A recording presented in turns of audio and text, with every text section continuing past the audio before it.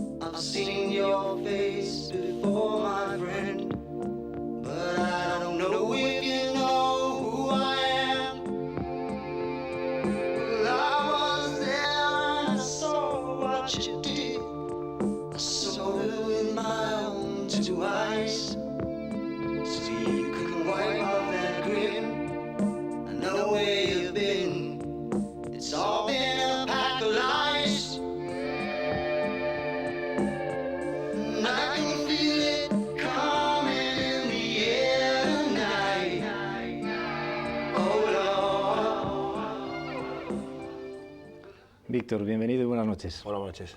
Bueno, yo quisiera que la trayectoria de Víctor Fernández, entrenador, yo creo que la conoce todo el mundo, aunque iremos repasándola, pero yo quisiera primero preguntarte cuáles fueron tus inicios en el deporte o en el mundo del fútbol. Bueno, pues como cualquier niño que le apasiona el fútbol, pues uno empieza jugando siempre en el colegio, posteriormente se incorpora a un club social de mucho más nivel, que en este caso era Estadio en Casablanca, un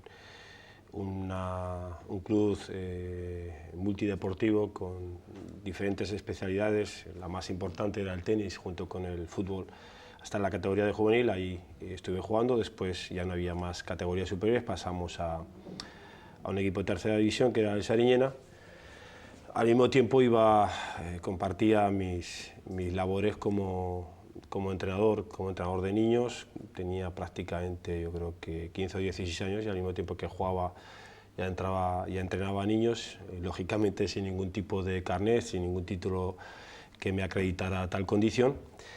Y después ya, pues bueno, lo que ya creo que todo el mundo conoce, ¿no? Posteriormente. Por curiosidad, ¿de qué puesto jugabas? Centrocampista organizador. Centrocampista organizador. Siempre me gusta organizar. ¿Zurdo o derecho? Derecho. Derecho.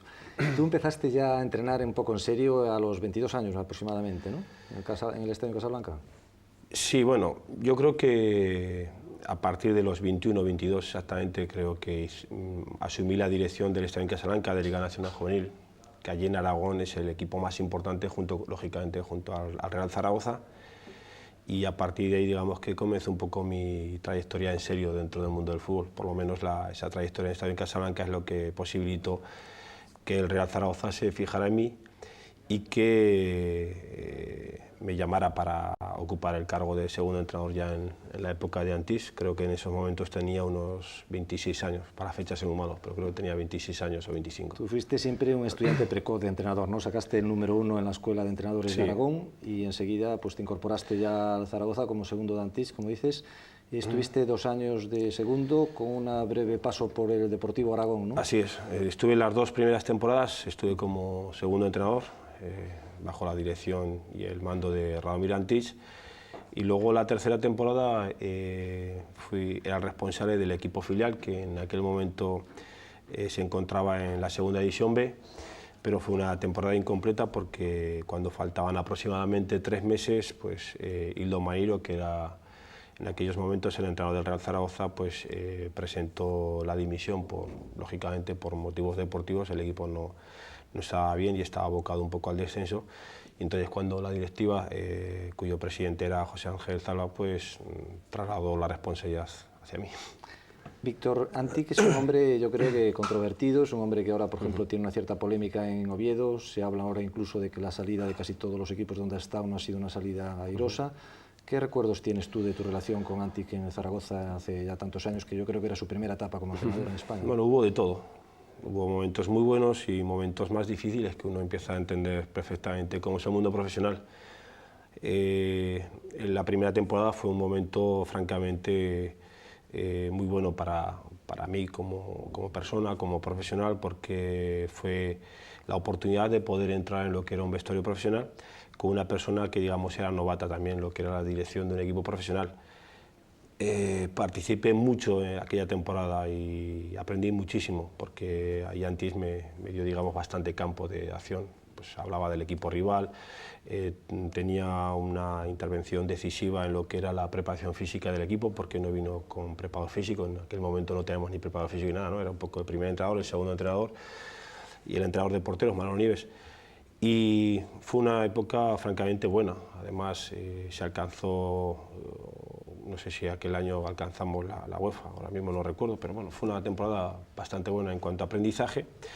La segunda temporada fue más complicada, porque él trajo ya un preparador físico de Yugoslavia, las relaciones no eran tan fluidas por todo lo que rodea el mundo profesional, pero de esa experiencia, francamente, saqué grandes conclusiones. Luego después en el Aragón, como tú bien dices, no acabaste la temporada porque al cesar el entrenador de la primera plantilla de Zaragoza requirieron tus servicios, y ahí tuviste ya tu primera experiencia dura con el Zaragoza porque tuviste que salvar una promoción, ¿no? Sí, yo creo que ha sido el momento más complicado en mi trayectoria, pero sin embargo el que menos lo he sentido, el que menos lo he sufrido, quizás por mi inconsciencia, por mi edad, por mi madurez. Tenías 30 años en aquel momento aproximadamente, ¿no? 29, sí, o 29, creo que tenía 29 años. De aquel momento no era consciente yo, primero de la oportunidad que se me brindaba, y segundo de la repercusión o la trascendencia que podía tener aquel momento. Recuerdo que aquel año tuvimos que jugar la fase de una promoción de descenso frente al Murcia, que fueron 2 partidos tremendos de dificultad, de exigencia. Pudo tener unas consecuencias fatales para la historia del Real Zaragoza. Afortunadamente tuvimos mucha suerte en Murcia, que sacamos un partido 0-0 que en ningún momento merecimos sacar un resultado tan positivo. Y en el partido de vuelta, sí, el partido de vuelta fue una auténtica fiesta para el fútbol aragonés. Era la primera vez que la Romareda se llenaba con aragoneses y logramos conservar la categoría.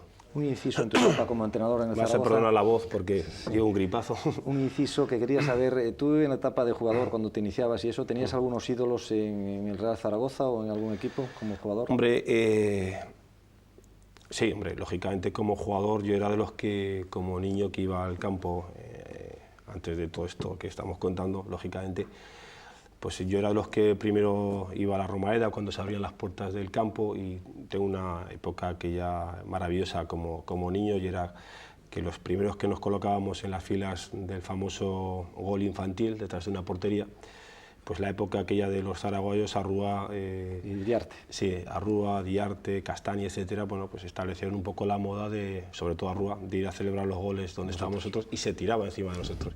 Entonces, lo que teníamos la gran suerte o el sacrificio de ir 2 o 3 horas antes al campo para lograr ponernos al principio de esas localidades, pues para nosotros era un disfrute tremendo cuando Arrúa se abalanzaba sobre nosotros y éramos capaces de tocarle, ¿no? Porque era nuestro ídolo, era un jugador que admirábamos todos Porque muchísimo. la etapa de los magníficos ya no la cogiste demasiado pequeño, la delantera de los cinco prácticamente magníficos, ¿no? casi estaban haciendo.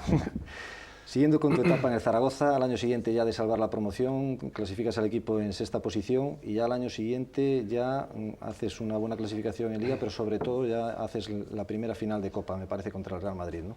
En el año 92-93. Sí, la trayectoria fue muy ascendente por parte del Zaragoza. Se fichó muy bien, fichamos muy pocos jugadores, pero tuvimos una gran fortuna de encontrar los jugadores apropiados para darnos ese crecimiento que no habíamos tenido en años anteriores.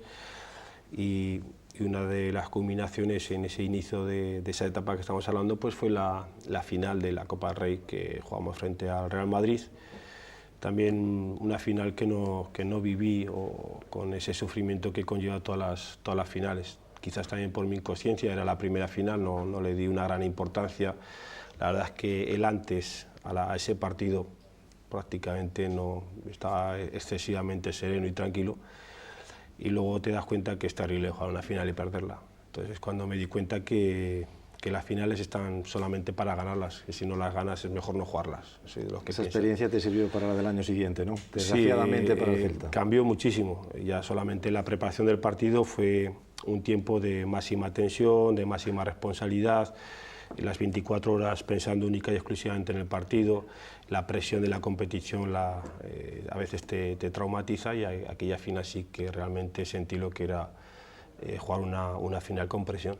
Ese año tuvisteis una muy buena clasificación en Liga también porque quedasteis terceros. Sí, Fue un año muy aquella completo temporada yo creo que ha sido de las mejores en la historia del Zaragoza, por todo. Yo creo que se batió el récord de goles de la historia del Zaragoza, jugamos partidos francamente buenos, goleamos a todos los equipos grandes que vinieron por la Romareda, un partido memorable frente al Barça 6-3, 5-1 le ganamos al Madrid, ganamos la Copa del Rey. Llegamos a esa final de la Copa del Rey frente al Celta en el peor momento de la temporada, porque prácticamente no sufrimos ninguna lesión ni contratiempos serios de los futbolistas. Y recuerdo que en aquella final no pudimos jugar con Schneider y Solana había tenido una lesión muscular que lo tuvimos que llevar a Holanda para acelerar su recuperación. Pero globalmente fue una gran temporada. El año siguiente ganáis la Recopa, ¿no? Eliminando al Feyenoord, al Chelsea, me parece, jugando la final con el Arsenal, con aquel famoso gol de Najin, que me imagino que todavía hoy estarás soñando con él por las circunstancias en las que se produjo. Francamente, ni en el mejor de los sueños uno puede llegar a visualizar la escena que vimos allí en París, ¿no? Yo creo que ni como futbolista ni como entrenador nadie puede soñar ganar una final como la ganamos en aquellos momentos. Fue una final para nosotros emocionante, espectacular. Se trasladaron 25.000 o 20 o 25.000 aragoneses hasta París. Todas las entradas que nos habían dado las agotamos, y lo más bonito fue el regreso, lógicamente. Después del triunfo, pues Zaragoza se lanzó a la calle. Fue una experiencia inolvidable, no solo a los que pudimos o tuvimos la gran suerte de vivirlas más cerca dentro en el campo, sino para todos aquellos que se habían desplazado, y sobre todo por la movilización social que provocó ese triunfo en Zaragoza. Fue la primera vez en toda la historia de Zaragoza que se lanzó a la calle más de 300.000 personas, junto con la manifestación que hubo este año por lo del trasvase. Han sido las grandes manifestaciones sociales en Aragón. Víctor, ahí tras 4 años y pico de temporadas de éxitos vienen ya las dificultades, ¿no? Al año siguiente ya una peor clasificación, el puesto 13º, y en la siguiente se produce el cese. La verdad es que aguantaste muchas temporadas para ser de allí, pero realmente, ¿qué sentiste al pasar del éxito continuado a las dificultades y ya verte en ciertas dificultades de cese? Bueno, en el momento del cese, dolor, mucho dolor, muchísima tristeza, una desolación enorme que nadie te podía consolar, lógicamente, y fundamentalmente pues ese dolor, esa tristeza viene como consecuencia de que soy aragonés, soy zaragocista, y era el equipo que me había entregado pues siempre desde niño, y era un momento que francamente fue muy duro. Y lo fue, yo creo que todavía lo fue más para el presidente, ¿no? Que en paz descanse. Fue un momento terrible, inclusive antes de tener que manifestarlo públicamente, pues hasta quiso convencerme momentos antes para que pasara a ser uno de los responsables de su empresa de colchones. No tenía ni idea de colchones, ¿no? Pero era Picolín, un poco, ¿no? Sí, de Picolín. Era un poco para justificar su decisión, pero todo lo que ocurrió entraba dentro de lo previsible en el mundo del fútbol. El desgaste, la erosión de los años, el entrenador es el máximo exponente para ello. De todas formas, tú has sido un privilegiado, porque no es habitual para una persona que inicie su carrera como entrenador del primer más equipo en tu ciudad, y en tu consigas tierra. todos esos triunfos, ¿no? Y Aragón es una tierra muy complicada, es muy difícil, muy exigente. Es un termómetro preciso, ajustado sobre el éxito y el fracaso que puedas tener en otra comunidad. En Aragón, francamente, cuando nos entregamos de verdad, pero somos muy duros, muy exigentes con los de casa. La temporada siguiente tuviste tu primera experiencia fuera de casa, es decir, tu salida a Tenerife supuso la primera salida de Zaragoza, entrenar a un equipo de fuera, y no fue una experiencia buena, ¿no? No, esa ha sido la única mala que he tenido en el fútbol, la verdaderamente mala. Como experiencia social, familiar, fue fantástica. Era la primera vez que tanto mi mujer como yo salimos de nuestra casa, de nuestro ambiente familiar, y nos acogieron de una manera sincera. Vivimos muy bien, insisto, a nivel familiar, pero a nivel profesional, a nivel futbolístico, fue un auténtico desastre. Ahí aprendí muchísimo porque no tenía una perspectiva buena del fútbol. Mi amigo, por ejemplo, que me lleva temas jurídicos, contratos, etc.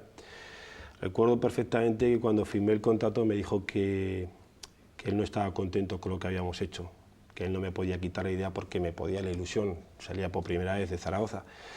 Y recuerdo sus palabras, que él no le había gustado nada las reuniones que habíamos tenido con el presidente, que no le gustaba, en una palabra.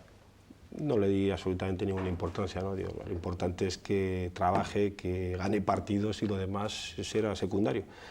Y fue una experiencia a nivel profesional dura, por lo injusta, porque que me echen en la jornada 10ª, yendo el 12º, ya me han pasado ya los equipos grandes por Tenerife, pero bueno, el presidente decía que teníamos que estar entre los 3 primeros todo el año. Fue muy dura por el desenlace y muy dura por la forma en que se produjo. O sea, ahora mismo jamás me ocurriría lo que me ocurrió en Tenerife. Hay que aprender. Víctor, tras esa experiencia, ¿no dudaste un poco de tu capacidad? Es decir, en un momento en el cual ya tenías muchos años en Zaragoza de éxitos, de repente te cesan en Zaragoza, tu primera experiencia fuera, hay un cese inmediato casi, ¿no empiezas a dudar un poco? Es decir, el Celta no vino en cierta manera a devolverte esa ilusión por las posibilidades. Digamos que cuando uno sufre una experiencia tan traumática como fue aquella de Tenerife, lo de Zaragoza no, porque estar 6 años consecutivos en el Zaragoza, después de haber conseguido tantos títulos, jugar finales y las campañas que se hicieron, estás en un mundo que luego no es el real, y encuentras en la otra parte del mundo, que es el de la derrota, y lo encuentras en Tenerife.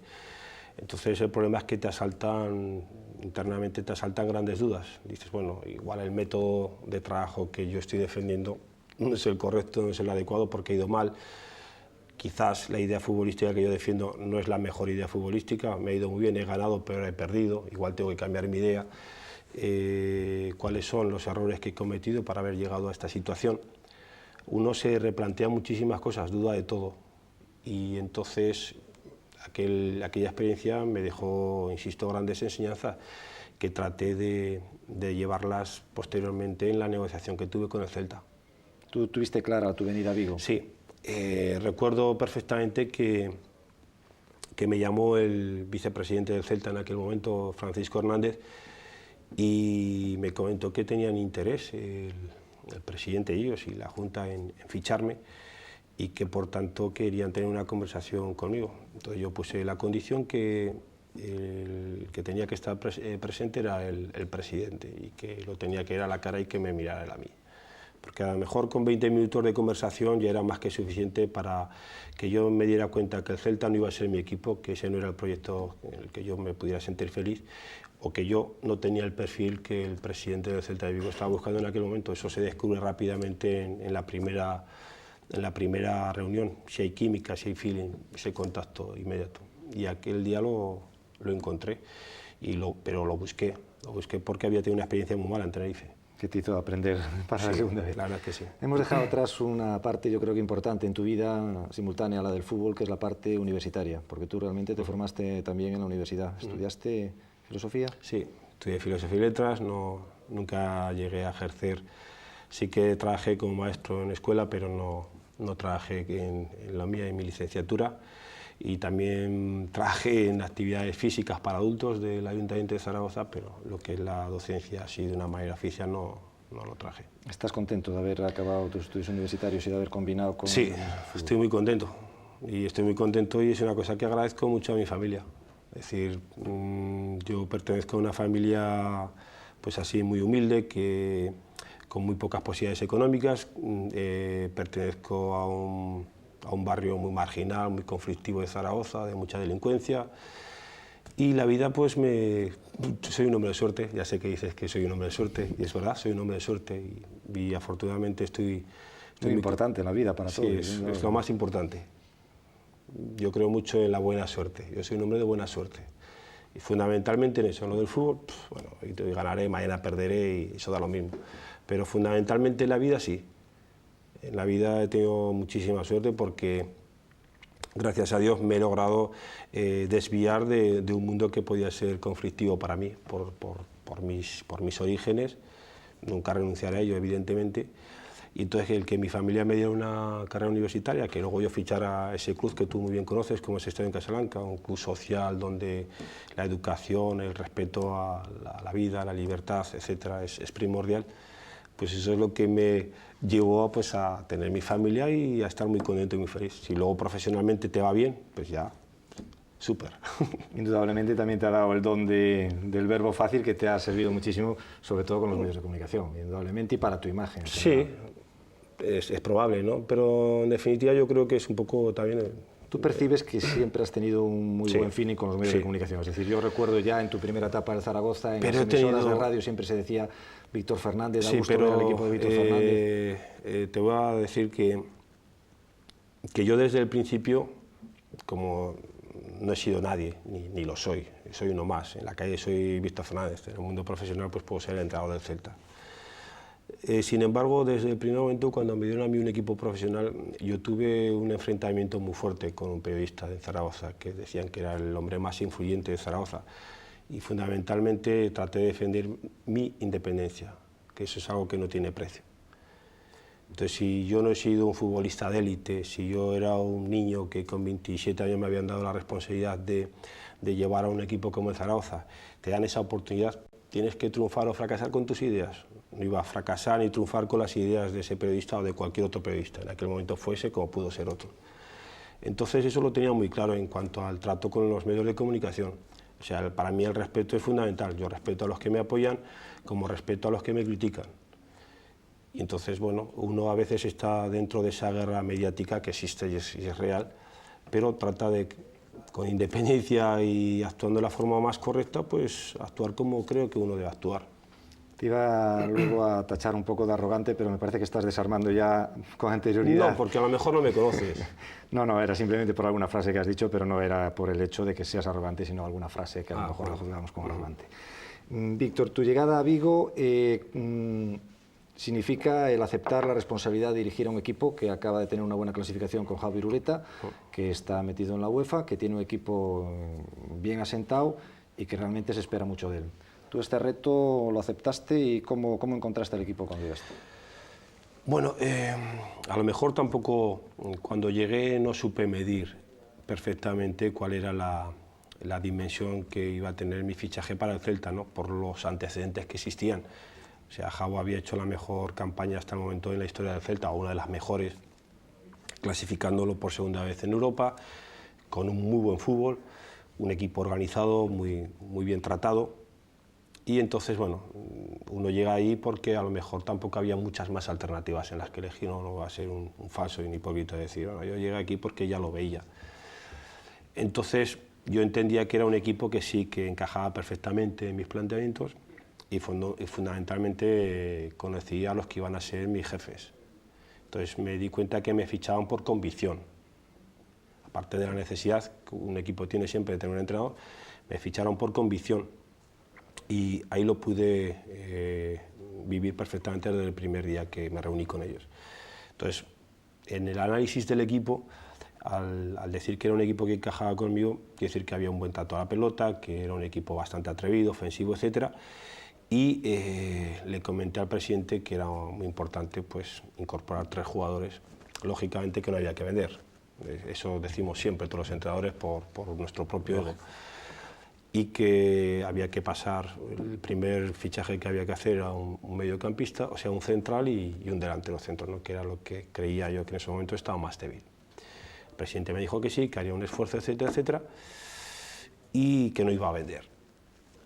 Sorprendentemente, a los 7 días de haber firmado, recibo una llamada del presidente diciéndome que había recibido una comunicación por parte del Opera que quería fichar a Ito. Entonces yo le dije al presidente que sí, que podía hacer la venta de Ito siempre y cuando ficháramos a Makele, ¿no? Que era un jugador superior, que a nosotros nos iba a dar mucha más velocidad en el juego, etcétera, etcétera. Y se cumplió todo, quiere decir que se respetaron las ventas, se respetaron los fichajes que hicimos, acertamos perfectamente y yo creo que ha sido el mejor equipo, por lo menos de los mejores equipos que he tenido, y yo creo que la gente aquí en Vigo es con la que yo me relaciono han dicho que ha sido el mejor equipo en la historia del Celta de Vigo. La verdad es que hicisteis una temporada excepcional, una temporada en la cual se empezaron a conseguir unos éxitos en Europa impensables al principio, la eliminación del Aston Villa, del Liverpool, la clasificación del equipo en la Liga, que ahí es donde yo te decía que el equipo parecía que iba directo a la Champions y al final ya los últimos partidos, una serie tuvimos de 2 problemas. Circunstancias desfavorables, ¿no? Yo creo que hubo 2 problemas importantes, sin que sirvan de excusa. Una, que la plantilla realmente era una plantilla mucho más escasa que, por ejemplo, la que tenemos este año. Yo creo que había menos efectivos para que el rendimiento no fuera muy diferente de un jugador a otro, como puede ocurrir este año. Eso lo sufrimos al final de la temporada, y porque al final de temporada no pudieron jugar en los últimos 4 partidos los 2 jugadores, o 2 de los jugadores más importantes, Mostovo y Maciño, y fue una pena porque un empate en el último partido frente al Atlético de Madrid nos metía en la Champions, yo creo que lo merecimos. Fue una situación también un poco traumática, esa decepción. Ese partido, Víctor, yo sé que has sido criticado, de hecho lo hemos comentado en este mismo programa. Ese partido lo habíamos comentado con uno de los jugadores que habían participado, como Gudel, etcétera. De qué pasó realmente para una trayectoria que el Celta en aquel momento no había perdido ningún partido en su campo desde hacía muchísimo tiempo, el Atlético de Madrid no había ganado ningún partido fuera de su campo desde hacía muchísimo tiempo, bastaba el empate. Aquel partido, tú si lo volvieses otra vez a tener que plantear, volverías otra vez cosas que, por ejemplo, se te han achacado, la alineación de jugadores que se sabía que se iban, como Sánchez y Óscar Vales, no por dudar de su profesionalidad, sino por la posible falta de motivación que pudieran tener al máximo, y la forma de preparar ese partido en cuanto a motivación? No sé, hombre, una vez que sabes lo que ha ocurrido, tú tratarías de repetir lo mismo para que tuviera el mismo desenlace, lógicamente. Hombre, tú me has dado un argumento, que es el tema de alinear a jugadores que sabes que no van a continuar. Pero bueno, Óscar Vales y Sánchez habían tenido un comportamiento impecable durante toda la temporada. Y no solo en la jornada 38 frente al Atlético de Madrid, sino en todas las anteriores. No había razones para dudar de ellos, como puede ocurrir este año. No dudar de su profesionalidad, digo de motivación, porque sí, Sánchez iba a Valencia... No, pero en definitiva yo creo que todos los profesionales estamos por 2 razones fundamentales, que es por dinero y por prestigio. Y el prestigio se gana en el campo, y el prestigio de un jugador como Óscar Vales o Sánchez u otro, quien sea, aunque sepa que va a abandonar el Celta de Vigo, que va a formar parte de otro equipo, yo creo que el prestigio siempre está ahí, y yo creo que nunca podemos renunciar al mismo. Pero fue una pena, que el partido fue una pena, no logramos ese punto de competitividad que requería el partido. No lo logramos. La temporada siguiente es una temporada en la cual, bueno, repetís la misma, hay una serie de variaciones, bueno, se van algún jugador. ¿Qué recuerdas tú de la temporada siguiente, de la segunda temporada tuya en Vigo? Te quedan cosas muy buenas. Nuestra participación en la Copa de la UEFA volvió a ser una participación, yo creo que extraordinaria, con muy buenos partidos, partidos de Benfica, Juventus, etcétera, etcétera. Fuimos irregulares, dejamos en el camino partidos, insisto, espectaculares y otros menos buenos, y fue una temporada marcada por el declive o por la desaparición de jugadores que habían sido extraordinarios en la historia del Celta, ¿no? Me estoy refiriendo a casos, por ejemplo, el que todos tenemos en la mente, el de Maciño, una temporada difícil, a nivel de profesional como entrenador dificilísima, porque me tuve que tragar cosas realmente injustas por defender al club, forma parte también de mi trabajo, ¿no? Es decir, uno tiene que ser siempre dueño de sus silencios. Fue una temporada muy complicada en cuanto a que jugadores que habían sido todo en el Celta habían ya pasado a jugar un papel secundario, bien por desgracias en sus lesiones, bien por que no iban a seguir, por su desmotivación, etcétera, etcétera. Fue una temporada difícil, muy difícil. Esa temporada tú tuviste, como bien dices, que tener dificultades internas, ¿no? Dificultades internas. Tú, desde que llegaste a Vigo, has tenido una muy buena relación con Horacio Gómez. Sin embargo, en esa temporada hubo problemas que yo creo que no se sabía quién debía resolverlos, si el entrenador o el club, y al final los problemas se quedaron sin resolver. Te hablo del caso de Utruel, te hablo del caso Maciño, que efectivamente quizá no tuvieron la solución que les gustaría a todo el mundo, incluido afición, entrenador, presidente y jugadores. Pero a veces no es fácil el tener las soluciones. O sea, uno puede descubrir el problema, y nosotros sabíamos cuáles eran los problemas que estábamos sufriendo durante aquella temporada, pero en aquellos momentos no teníamos tampoco la solución. Sí, porque hay diferentes partes, ¿no? Por ejemplo, el tema Maciño estaba por un lado el club, estaba por otro lado el entrenador, que era el que dirigía, seleccionaba a los jugadores cada domingo.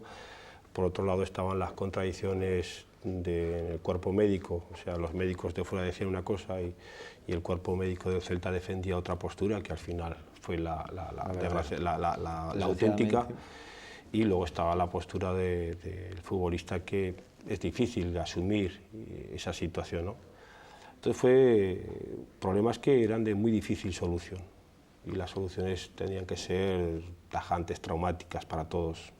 Pero bueno, al final se resolvió al final de la temporada. No sé si en su momento no. Problemas como el de Utruel, por ejemplo, dañan la imagen del entrenador de cara al vestuario, es decir, que se siembre la duda de que si el cambio es producido por circunstancias de problemas contractuales. Yo creo que jamás. Yo creo que jamás, porque yo en este sentido jamás he pensado a la hora de alinear a un jugador el pensar si es español o es de Francia, si tiene 5 años de contrato o le quedan 5 meses, si gana 100 millones de pesetas o gana 10. El entrenador lo que quiere siempre es ganar. Y puedo decir bien claramente que no hubo nunca un criterio empresarial para canalizar las decisiones de un entrenador, jamás. Y de hecho, Richard Utruel estuvo prácticamente jugando toda la temporada hasta los últimos meses, donde por una cuestión única y exclusivamente de rendimiento y las buenas actuaciones de Pinto es lo que le llevó a estar en el banquillo y no jugar hasta el final de temporada. Víctor, las dos ocasiones en esos 2 primeros años llegaste a cuartos de final en la UEFA, llegasteis a cuartos de final en la UEFA, y en las dos fuisteis eliminados de forma muy ajustada por 2 equipos franceses. ¿Qué recuerdo tienes de las eliminaciones del equipo que fueron súper ajustadas? Es decir, en cualquiera de las 2 eliminatorias pudo perfectamente el Celta haber pasado. Yo creo que con el Olympique de Marsella no tuvimos ese punto de suerte que hablamos a veces, no lo llegamos a tener, que creo que lo merecimos. Aunque pienso que en aquel momento el Olympique era un equipo a nuestro nivel futbolístico. No sé si mejor o peor, pero como mínimo estaba a nuestro nivel. La de la segunda temporada no. Aquella fue una derrota, yo creo que mucho más amarga, porque nosotros éramos un equipo superior al Lens, superior. Y más cuando faltaban 28 minutos y llevamos la eliminatoria encarrilada y prácticamente teníamos que habernos clasificado. Allí pagamos un poco la inexperiencia, habíamos metido mucha gente nueva en el equipo, no supimos soportar el terrible ambiente que había en aquel estadio y fue una pena porque éramos mejores. En este año se producen también 2 hechos un poco conflictivos, ¿no? Dentro de la temporada difícil que tú decías. Uno es el problema de Jorovic en Madrid, al negarse a jugar de lateral izquierdo ante el Rayo Vallecano, me parece que era. Y el otro, un poco la llegada de Gustavo López, y cambia la actitud de Jaime Revivo, que era un jugador en esos momentos básico en el Celta hasta la llegada de Gustavo, ¿no? ¿Qué valoración tienes tú de estos 2 problemas? Vamos a ver, lo de Gustavo López no tenía la menor duda. Es decir, Gustavo López, fui a ficharlo cuando estaba, recuerdo perfectamente que fui a ficharlo a Argentina, el presidente me mandó el billete de avión y venga, vete a Argentina y ves a buscar jugadores. Y me tuvo allí durante 15 o 20 días viendo fútbol y fuimos a buscar un mediocentro y, un mediocentro y un hombre de banda izquierda. El de banda izquierda era Gustavo López, pero acaba de salir de una lesión. Lo logramos comprar barato por eso mismo, porque había tenido una lesión gravísima y era un jugador impresionante. Yo creo que lo ha demostrado en Vigo y fundamentalmente es un chico que da espectáculo y que muy solidario con los compañeros, maneja muy bien el grupo en cuanto a estímulos, en cuanto a ilusión, motivación. Y Revivo era un jugador que había sido un jugador importante, pero entendía que Gustavo López, que era un jugador más joven, con más ilusión, iba a aportar más en estos momentos, ¿no? Y con la particularidad de que al ser el Celta un equipo vendedor, pues, y le quedaba un año por jugar, pues le entendí que era mejor para el Celta desde el punto de vista futbolístico y económico el vender a Revivo y comprar a este jugador mucho más barato y que iba a ser un buen patrimonio para nosotros. Respecto a lo de Jorvis, pues bueno, aquello fue una situación sorprendente. Digamos que ese fue la consecuencia de un mal asesoramiento por parte del jugador. Jamás me había encontrado en el mundo del fútbol alguien que pudiera estar tan mal asesorado como estuvo Jorvis en aquel momento. Jamás. Porque hay muchos caminos para llegar a tomar una decisión que él entendía que debía ser así. Pero nunca el renunciar a vestirte la camiseta del equipo que te paga, a defender el escudo en el que están incorporados los sentimientos de toda una ciudad y de todo un pueblo. Eso es lo último que un profesional tiene que hacer, ¿no? Insisto, porque para mí está muy mal asesorado, muy mal asesorado. Y fue una decisión dura, pero ahí sí que fui tajante, o sea, no... ¿Aquel incidente tú crees que ha marcado un poco la situación actual de Jorovic de no renovar o de...? Yo creo que no, porque en aquella fase ya se estaba hablando del intento, bueno, eso me decía el presidente, del intento de renovación de Goran Jorovic y que no era posible, que inclusive había que intentar venderlo porque no quería renovar, etcétera, etcétera, que estaba la posibilidad del Real Madrid, al final no hubo tal posibilidad del Real Madrid, etcétera, etcétera. Yo creo que eso no fue el motivo, ¿no? Porque los jugadores pueden estar varios años, el entrenador puede estar una temporada, pero lo importante es un poco la trayectoria. La trayectoria de Jorovic ha sido muy buena aquí en Vigo, a excepción de ese hecho puntual que, insisto, que el gran perjudicado fue el Celta y posteriormente el jugador. Pues vamos ahora un momentito de publicidad, Víctor, y continuamos sobre la temporada actual.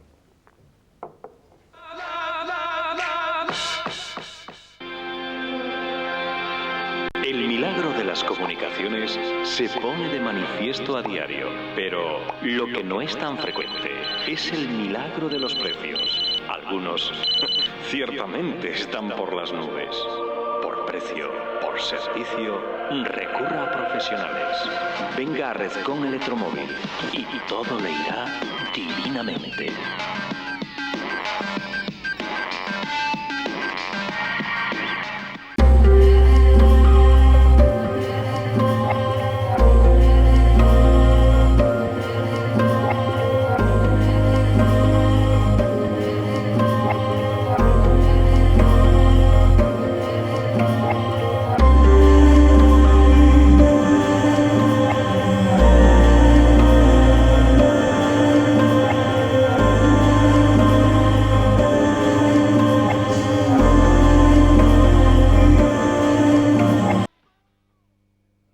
Víctor, estamos ya en esta temporada, en la tercera temporada tuya en el Real Club Celta, con una gran revolución en la plantilla, se van jugadores, vienen muchísimos fichajes, una temporada atípica totalmente, ¿no?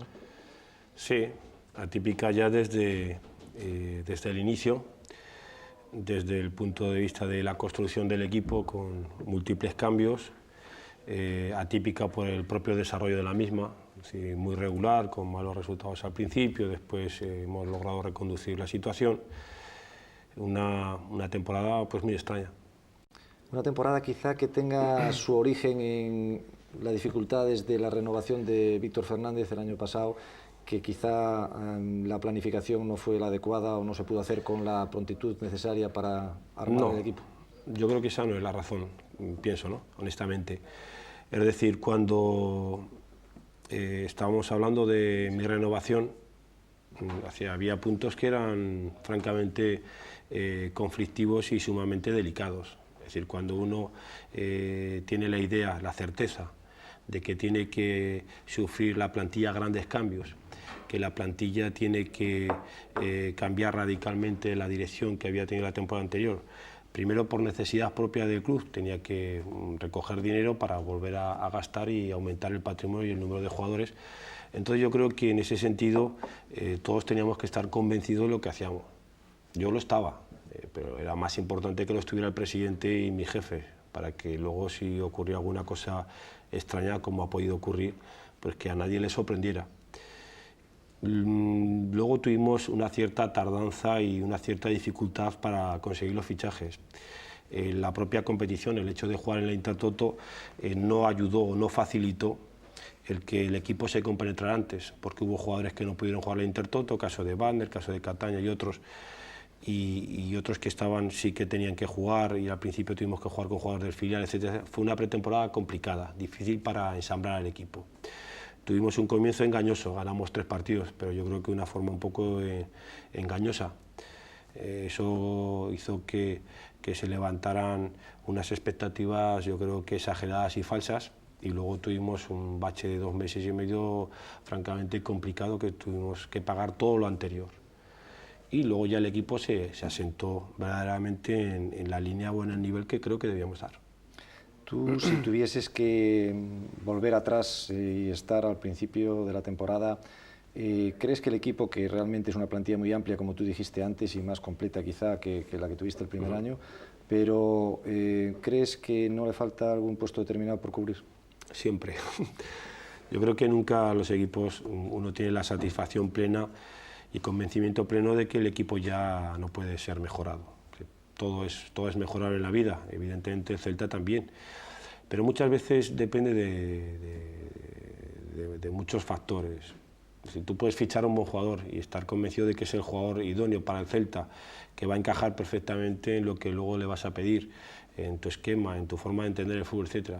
Pero si luego el futbolista, por las razones que sean, no te da ese rendimiento, pues da la impresión de que te has equivocado. O sea, ahora mismo que estoy hablando de esto, pues le estaba comentando el sábado con Valdano, es increíble que un jugador como Flavio Conceição, que ha dado tanto en el Deportivo de La Coruña, esté dando tan poco en el Real Madrid. Y ya no por los 4.000 millones o 4.000 y pico que ha pagado el Madrid, sino porque era un hombre con una trayectoria, avalado por una trayectoria en la Primera División Española y en el Coruña, y ha salido campeón. Y le está diciendo a Jorge, es que es increíble que uno acometa una inversión de tal envergadura y luego los resultados sean mínimos, por no decir nulos. Bueno, pues a nosotros nos ha podido ocurrir con algún jugador, ¿no? Que esperábamos más y luego no se han dado. O, que yo creo que yo ahí sí estoy más en esa línea, ha habido jugadores que les ha costado adaptarse al equipo, a la Liga Española, y que afortunadamente ahora sí que lo están consiguiendo. Y están dando ya un rendimiento acorde a lo que esperábamos. Ahora que has hablado de Jorge Valdano, yo sé que tú tienes muy buen feeling con Jorge Valdano, y de hecho, pues yo sé por terceras personas que si la temporada de Del Bosque no fuese tan óptima como ha sido, el primer candidato a ocupar el puesto de entrenador de Real Madrid era Víctor Fernández. ¿Eres consciente de ello y de que el año pasado había una expectativa muy grande de que tú realmente podías acabar en el Real Madrid? Sí, lo hubo, pero estamos donde estamos, yo creo que es lo más importante. Creo que es muy importante en la vida no echar tanto la vista atrás en el pasado, no traumatizarnos tanto en el futuro y disfrutar realmente del presente. Y el presente, mi presente y el presente del Celta es el que estamos ahora, pasando por un momento bueno, de alegría, de felicidad. Yo me siento bien. ¿Para qué vamos a pensar en lo que pudo ser y no fue, o lo que puede ocurrir en el futuro? Vamos a vivir el presente y vamos a vivirlo de verdad. De todas formas, me vas a permitir volver algo al pasado para una anécdota que me habían contado, a ver si es cierta, de que tú eras un gran admirador de Real Madrid. Incluso comentaban en boca de un periodista del País, de Segurola, que alguna vez viendo un gran gol del Madrid, incluso desde el banquillo de Zaragoza, habías aplaudido el gol del Madrid. A eso no he llegado, ¿eh? No, eso no. Pero siempre ha sido un admirador. Esa es una anécdota que contó un día el doctor de Zaragoza, un gran amigo mío, Jesús Villanueva, que un día estaba yo en el banquillo como segundo entrenador, estaba Antis, Yo creo que el Madrid nos ganó 7-2 y decía, jo, solo le ha faltado ya a Víctor Fernández aplaudir los goles de Butragueño o de Martín Vázquez, ¿no? Porque sabía que era, en aquel momento pues te podían tirar los colores del Madrid, cosa que ahora soy profesional. Víctor, ¿tú puedes entender que haya gente que el año pasado se quedase un poco desencantada al ver que quizá no te involucrabas de lleno en el futuro del Celta? La gente entiende que todo profesional trata de mejorar, de que si tenías una oportunidad para ir a un equipo como Real Madrid, indudablemente tenías que escucharla, pero ¿no crees que te pasó un poquillo de factura en gran parte de la afición el pensar que no te involucrabas de verdad en el proyecto Celta, al tardar tanto en dar una respuesta? No, yo creo que, bueno, no sé por qué no estoy en el pensamiento de la gente en la calle. Lo único que te puedo decir es que siempre me he sentido muy querido. Quizás, no sé si me he merecido eso, ¿no? O sea, por lo menos en los ambientes en los que yo me haya podido mover por Vigo, por la información que te traen amigos, terceras personas, etcétera, y por lo que sientes en el estadio, pues la verdad es que se han portado siempre de una manera fantástica conmigo. Y respecto a lo que ocurrió el año pasado, por lo menos te puedo decir que actué honestamente y frontalmente, y el presidente siempre sabía en todo momento cómo estaba la situación. No era un problema de no involucrarme en el proyecto, era todo lo contrario, ¿no? Quería involucrarme en el proyecto con todas las consecuencias. Aquello que surgió, yo creo que nunca, en ningún momento engañé al presidente. Ahí sí que nunca le he podido defraudar. Él me lo ha demostrado también a mí en múltiples ocasiones, y así es como creo que nuestra relación ha sido más sólida, más fuerte, más sincera, de verdad. Víctor, hay un tema que yo quisiera tratar ya de inmediato, que es, nosotros aquí hemos analizado algunas declaraciones que has hecho que a mí concretamente no me habían parecido bien, y así los puse en el programa, y quisiera poner ahora esas imágenes para oír tu opinión en directo sobre una rueda de prensa, bueno, no una rueda de prensa, las declaraciones que hiciste al final del partido, creo que Celta-Alavés de la quinta jornada, en las cuales hablabas un poco de lo que tú analizabas en ese momento como la situación en la Liga. Las vamos a escuchar si nos la ponen y seguimos hablando. Uno no puede sacar conclusiones en 5 jornadas, estamos ahí. Somos un equipo que tenemos muchas posibilidades, que también tenemos limitaciones, lógicamente, como creo que tienen la mayoría de los equipos, a excepción del Madrid y del Barça, que son, para mí es otro nivel diferente, y seguro que lo van a, si logran tener estabilidad y tienen un entorno más o menos favorable. Madrid y Barcelona este año tienen que jugar su liga, me da esa impresión, ¿no?, en estos momentos, pero claro, es un juicio demasiado prematuro cuando tan solo llevamos 5 jornadas, pero por los jugadores que tienen, ayer me vi los 2 partidos, es una cosa increíble cómo jugaron esos 2 equipos. No creo que nadie en la Liga Española pueda alcanzar el nivel de brillantez, eficacia, físico y calidad técnica que tienen esos 2 equipos, y el resto hacemos lo que podemos, ¿no?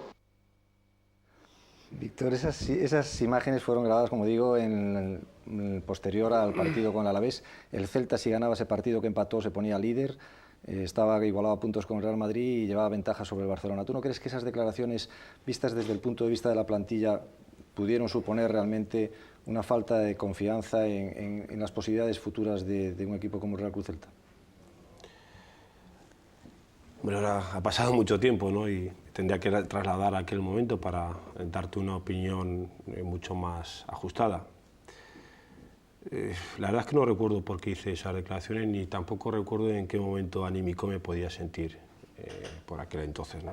Pues sí, lo que sí que está hablando, me he dado cuenta que he hablado mucho, muy rápido y gesticulando en exceso, cosa que no me ha agradado. Respecto al contenido de el mensaje que he lanzado, bueno, yo creo que era una opinión, no sé si acertada o desacertada. Es decir, por lo menos he acertado que el Madrid se ha paseado en esta liga. El Barcelona no tanto, pero claro, si juega muy bien el Madrid, el Barcelona no puede jugar muy bien. Es decir, uno de los dos se iba a quedar fuera. Lo del Barcelona sí que es verdad que me ha defraudado bastante todo lo que le ha acontecido en esta temporada. Pero a lo mejor el mensaje, insisto, como ahora mismo no logro trasladarme a aquel momento, a lo mejor era también un mensaje para quitarle presión a mis jugadores.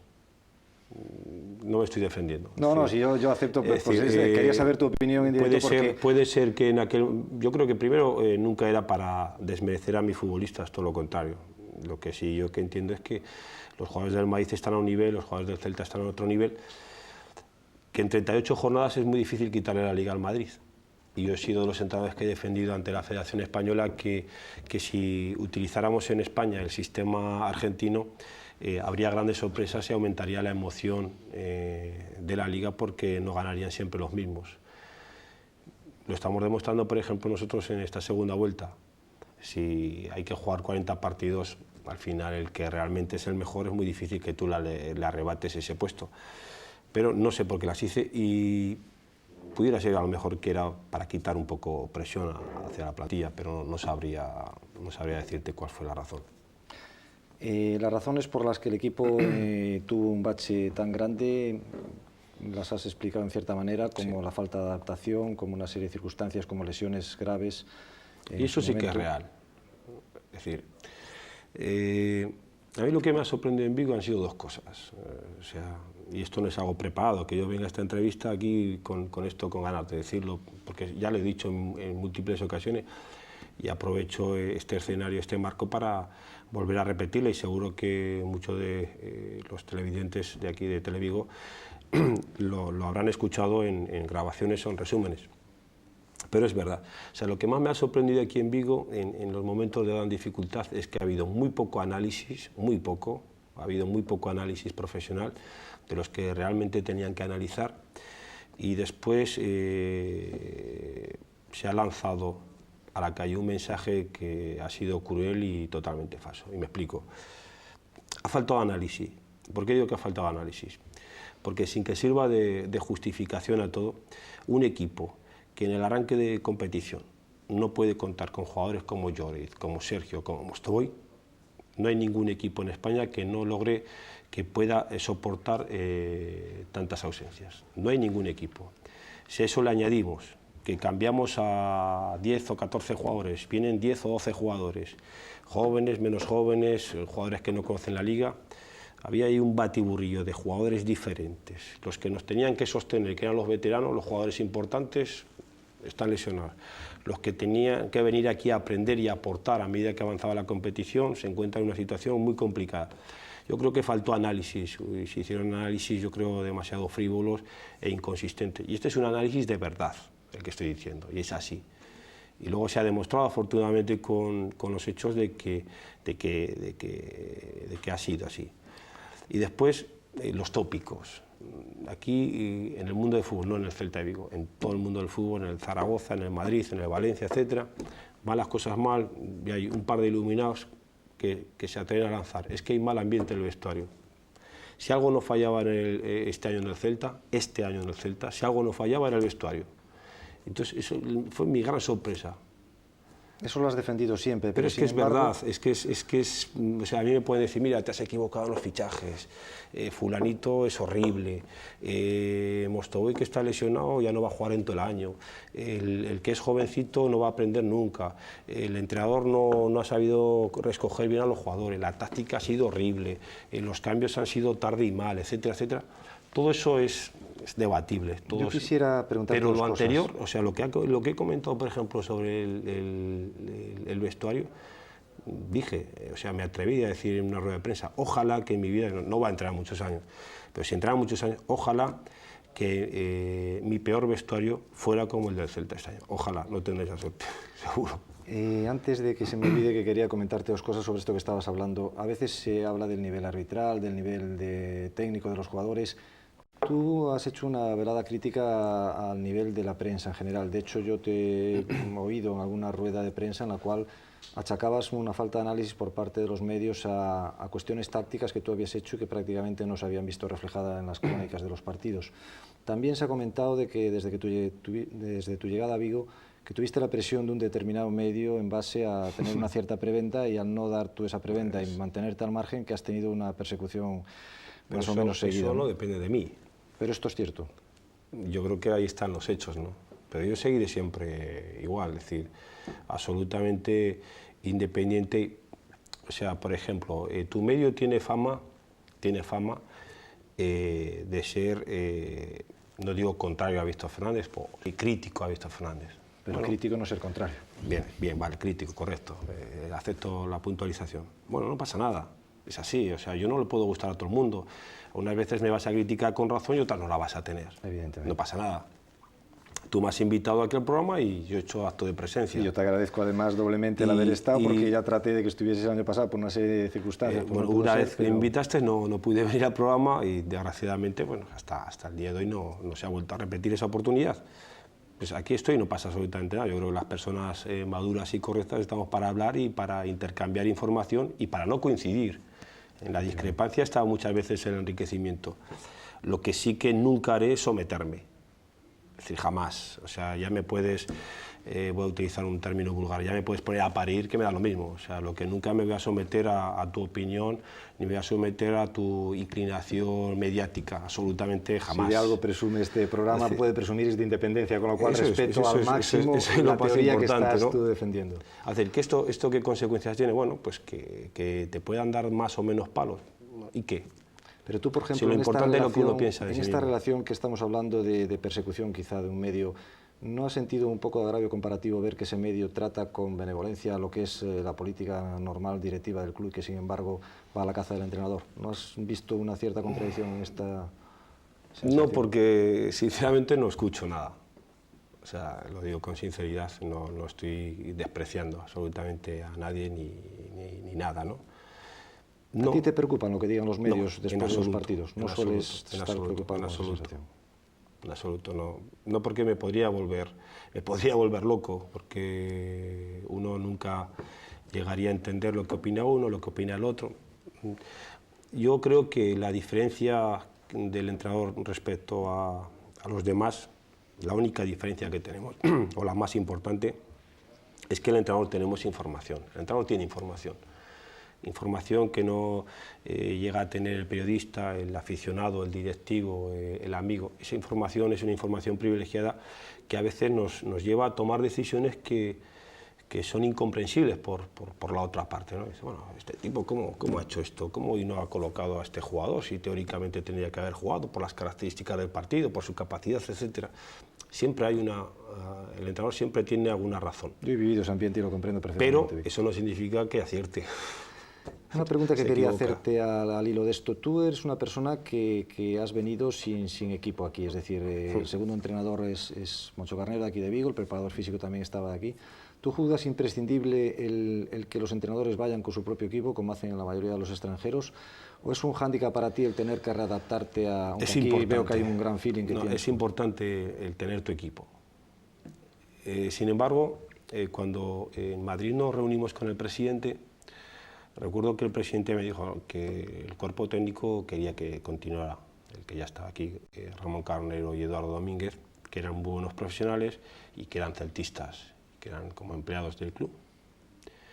Y yo le dije que no podía aceptar esa imposición, que yo tenía un preparador físico con el que había trabajado 7 años, me había ido muy bien con él, era una persona también competente, preparada, etcétera, que no entendía esa postura, que no iba a entrar aquí a ver quién tiene más fuerza, porque lo primero era conocer las personas y que me diera un tiempo para conocer un poco cómo eran ellos, ¿no?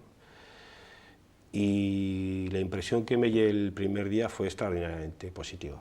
Es decir, recuerdo perfectamente que cuando fui a firmar el contrato y a hacer la presentación yo estaba muy nervioso, sudaba muchísimo, me movía muchísimo, porque para mí yo me jugaba bastante, ¿no?, aquí en el Celta, lo que habías comentado tú anteriormente, después de mi experiencia en Tenerife. Y le dije ya como estrategia, bueno, los entrenadores siempre estamos pensando en esas cosas, ¿no? Y le dije a mi abogado, a Julio, a mi amigo, le dije en la cena, voy a provocar al presidente para que vengan Ramón Carnero y Eduardo Domínguez. Y así los voy a conocer, y los voy a conocer cuál va a ser su comportamiento y su reacción ante el jefe. El jefe es el presidente, lógicamente, ¿no? Y le dije, no se te ocurra ponerte a mi lado en la cena y ponte enfrente y ves captando todos los gestos, todos los comentarios, etcétera, etcétera. Porque a ti ya te conozco, entonces lo que tenemos es que descubrir cómo son ellos.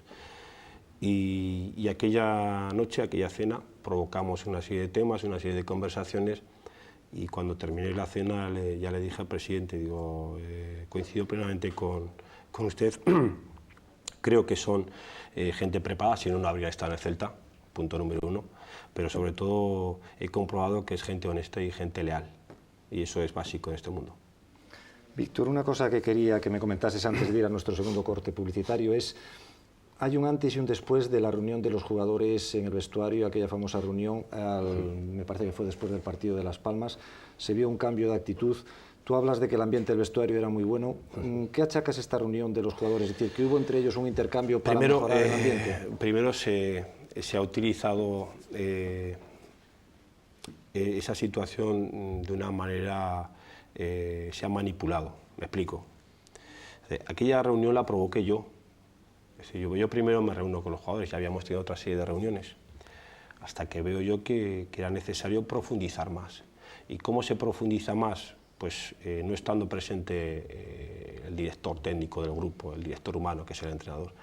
Entonces les dije, ¿por qué no se reúnen de una vez por todas, solos, sin el entrenador? Porque van muchas cenas y yo no quiero ir, muchas cenas me invitan. Yo no, yo prefiero que no, para que habléis de vuestras cosas, de vuestras familias, de todo lo que le puede acontecer a una persona.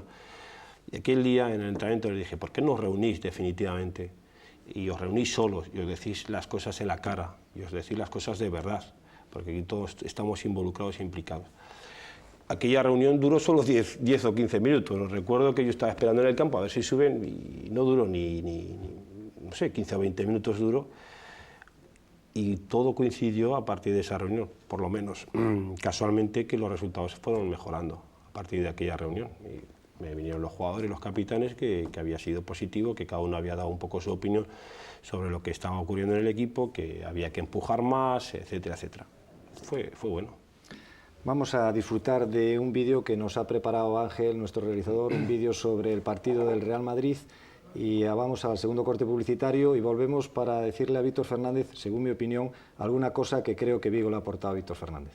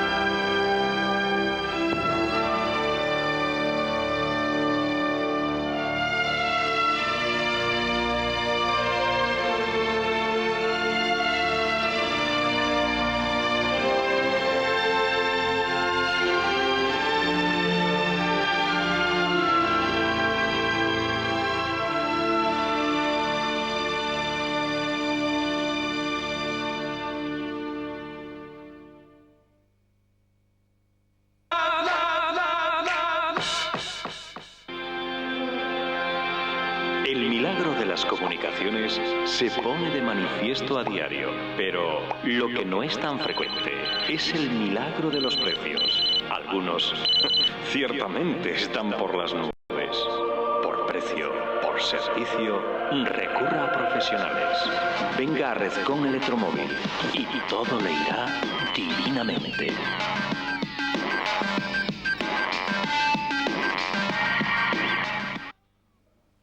Víctor, está claro que tú le has dado mucho al Celta, hay muchísima gente que opina que con Víctor Fernández indudablemente se ha conseguido los mejores logros del Celta, ver el mejor fútbol en Balaídos.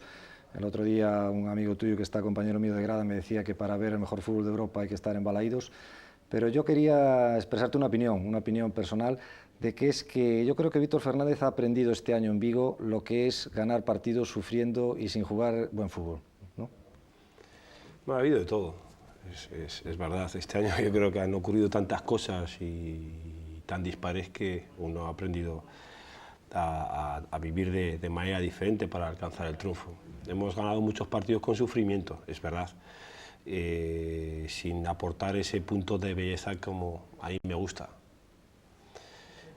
A mí me ha gustado de todas formas ver la imagen de Víctor Fernández en partidos fuera, que prácticamente se sacaba el balón al patadón, que no había casi transición del balón por el medio del campo y que sin embargo se te veía prendido totalmente en el partido y en sacar los puntos como fuese, porque las circunstancias así del equipo lo necesitaban, y al mismo tiempo quizá los jugadores que había en el campo no eran para poder hacer otro tipo de fútbol. Hombre, yo creo que el tipo de futbolistas a veces no te permite que el estilo sea siempre el mismo, es así. Luego la propia situación del equipo en cuanto a su posición en la tabla también te empuja a jugar mucho más agarrotado, la gente no muestra todo lo que tiene, buscas ser más práctico, más sólido, etcétera, etcétera. Pero sin embargo siempre te queda también un fondo que cuando no estás de acuerdo lo muestras. O sea, yo por ejemplo el otro día en el Nou Camp estaba demasiado irascible con todo el mundo cuando acabó el partido. No me sentía bien conmigo mismo porque no habíamos jugado bien en el primer tiempo y no habíamos hecho lo que creo que debíamos haber hecho, fundamentalmente en el primer tiempo, ¿no? Cuando nos adelantamos en el marcador, el partido lo teníamos bien encarrilado y descaradamente nos echamos atrás, no tuvimos la pelota, etcétera, etcétera, y ante un Barcelona es estar condenado a la muerte. Entonces, eso todavía no lo he perdido. ¿Tácticamente aceptas la crítica que se te hizo de haber jugado con 3 centrales, pero que de hecho decían de que Berizzo había jugado en una falsa posición de medio centro y que eso lo había pasado? No me he enterado, afortunadamente no me he enterado. Pero Berizzo jugó en el medio campo y Berizzo jugó como único pivote. Eso achacaban, que decían que no era el jugador idóneo para haber cumplido esa función. No sé si es el jugador idóneo o no, lo que sí que digo es que no es una posición que le pueda resultar extraña a Berizzo. Es decir, Berizzo llevaba 16 meses que había jugado como centrocampista. Berizzo es central, lógicamente, y ahí es donde más rendimiento le podemos sacar y ahí es donde él ha consolidado su carrera profesional. Ahí es donde ha alcanzado todos los grandes méritos. Pero Berizzo en la época de River, un equipo muy creativo, un equipo muy ofensivo, era el sostén del medio campo, de los Saviola, Ángel, Aimar y compañía, jugando de medio centro.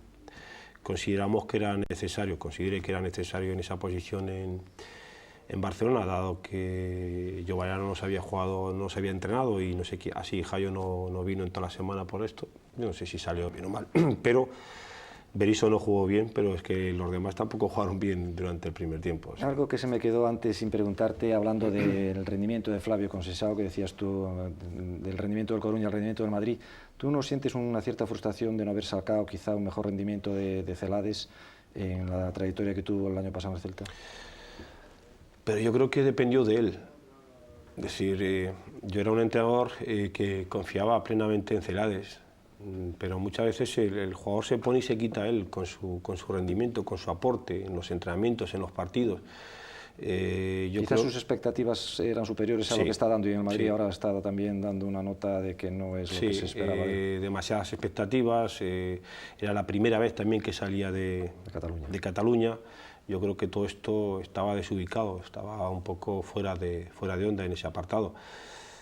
En la segunda vuelta mejoró bastante y coincidiendo además en una posición por la que no la habíamos fichado, que era la de lateral derecho. Pero bueno, yo creo que si hubiera seguido más temporadas en el Celta, yo creo que le habríamos podido sacar un mejor rendimiento. Víctor, yo quería a ver si nos hacías un breve análisis de los actuales componentes de la plantilla del Celta. Por ejemplo, empezando por los porteros, con Caballero. Bueno, Caballero, su principal cualidad es que es muy competitivo, es argentino. Entonces, portero con mucho carácter, muy listo en la portería y fuera de la misma. Un portero que sabe interpretar perfectamente el juego con una gran agilidad, además es valiente, sobre todo un portero con mucho dominio de la situación, con voz de mando. ¿Pinto? Pinto es diferente a Caballero. Pinto es un portero con unas cualidades físicas portentosas, además un jugador que va a crecer muchísimo porque le gusta mucho trabajar. Ha mejorado muchísimo también en lo que es el dominio de la portería, es fuerte por arriba, es poderoso también debajo de los palos. Confío plenamente en Pinto. Roberto, el tercer portero. Roberto este año ha sido el año que más ha mejorado. Los tres que llevamos con nosotros, yo creo que es el año que mejor está jugando en el filial y que mejor está entrenando con nosotros. Handicap, que tiene por delante dos jugadores muy buenos y también relativamente jóvenes para ser porteros, pero tiene muchas cualidades. Es un chico que tendría que jugar en segunda división. Velasco. Velasco es un jugador muy buenas cualidades defensivas, un gran sentido de anticipación, es rápido, un jugador que a pesar que aparentemente no tiene un gran físico es fuerte en el contacto, podría aportar todavía más en ataque, pero tiene una buena salida de pelota, es un jugador que va a ser, ya lo es, importante en el fútbol español, pero yo creo que puede ser el mejor lateral derecho. Cáceres. Cáceres es la sobriedad, el temple, el orden, el equilibrio. Siempre está al mismo nivel de regularidad, de rendimiento. Es un jugador que nunca tiene altibajos, siempre está presente, nunca te falla, y un hombre que se hace respetar, es muy agresivo en el campo y no da esa impresión de que sea muy agresivo, pero sabe cómo meter el pie. Los activos que has traído a Vigo realmente no te han fallado, Cáceres y Gustavo, ¿no? Fundamentalmente. No, me juego la vida si me fallan eso. ¿Berizzo? Berizzo es un líder dentro del campo y fuera del mismo. Es un hombre muy estable, muy ordenado, tiene un cerebro ahí que le va perfectamente, tiene ahí dibujado un campo, solo piensa en el fútbol, un jugador con criterio a la hora de salir con la pelota, muy buen cabeceador en las dos áreas, ha sido fundamental en la recuperación del Celta, fundamental. ¿Jorovic? Jorovic es una de mis debilidades futbolísticas. Es una de mis debilidades futbolísticas. O sea, un jugador muy inteligente, una gran técnica individual, golpea con ambas piernas, tiene un primer pase como creo que nadie tiene en el fútbol español, Fernando Hierro y pocos más. Y siempre muy bien colocado, una gran intuición, adivina perfectamente los movimientos de los jugadores. Jugador que podría ser más. Futbolísticamente está claro que os vamos a sentir si se va, ¿no? Sí, hombre, es evidente, ¿no? Ha dado mucho en el Celta en estos años. ¿Juanfran? Juanfran es el vigor, la juventud, la fuerza, el despliegue, a veces la anarquía, es capaz de todo en el campo, pero fundamentalmente es una gran voluntad, un gran sentido de equipo, un jugador también que en el momento que emocionalmente se estabiliza algo más en el terreno de juego, yo creo que tiene condiciones para aportar más rendimiento. ¿Coira? Coira tiene dos hándicaps importantes, bueno, uno importante, que tiene por delante a Velasco, a que considero, si no el mejor lateral derecho del fútbol español, pues uno de los tres mejores laterales. Un jugador, Coira, hasta el momento que tiene un umbral de mejora más alto, ¿no?, de lo que ha mostrado en estas dos temporadas. El problema es que hay que ayudarle en la mejora, pues dándole más oportunidades. Para cortar un poquito este análisis de jugadores, quisiera comentarte dos cosas. Una, el tema con Coira que se nos plantea del tema de tu opinión sobre las canteras.